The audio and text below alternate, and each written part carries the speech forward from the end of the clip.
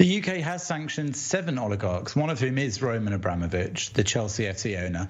He has an estimated net worth of £9.4 billion and is one of the few oligarchs from the 1990s to maintain prominence under Putin, according to the UK government. Prime Minister Boris Johnson has said that there can be no safe haven for anyone who supports Russia's invasion of Ukraine. So far, that means that Chelsea now can't sell any more tickets for football matches. Its merchandise will also no longer be on sale through its shop, and it can't buy or sell any players on the transfer market. The government said that it will put in place special provisions that will allow the football club to fulfil its fixtures, pay its staff, and let existing ticket holders attend matches. Mr. Abramovich had announced earlier this month that he was planning to sell Chelsea, but even that is now not likely. It's among his frozen assets, so that can't go ahead unless the government agrees to a special license that allows him to sell it. And there are reports that they're considering that if he can prove that he wouldn't benefit from the sale. He's also believed to own a number of properties in the UK, including a 15-bedroom mansion in Kensington, and that's said to be worth more than £150 million. So for now, all of his assets frozen. And what more is known about the other Russian oligarchs you refer to, the sanctions they are facing? One of them was said to be Vladimir Putin's right-hand man.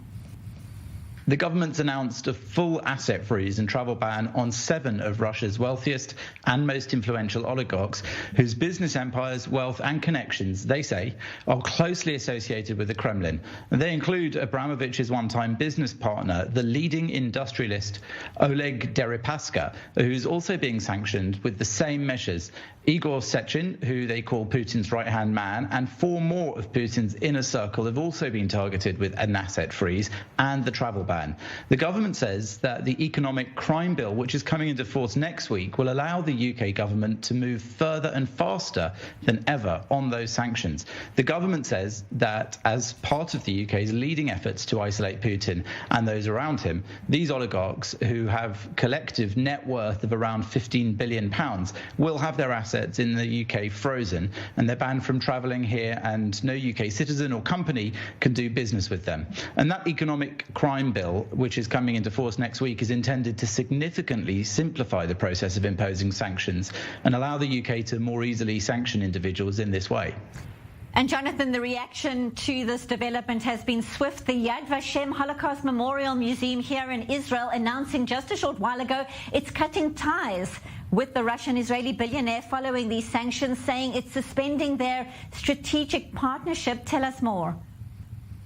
Yad Vashem, Israel's Holocaust Martyrs and Heroes Remembrance Authority, has announced that today it is suspending ties with Roman Abramovich because of his past connections with Russian President Vladimir Putin. Just last month, Yad Vashem had announced a strategic partnership with Mr. Abramovich. That would have seen him donate tens of millions of dollars to the Museum and Holocaust Authority. The UK, of course, has put in place these sanctions, and now we see that it's stretching even to Israel, where Mr. Abramovich also owns property and had been set to give those large sums to Yad Vashem, the Memorial Museum. Of course, there'll be discussion over how tightly connected he is still to Vladimir Putin and whether or not this is overstepping. Certainly, Yad Vashem will be looking for those funds elsewhere now.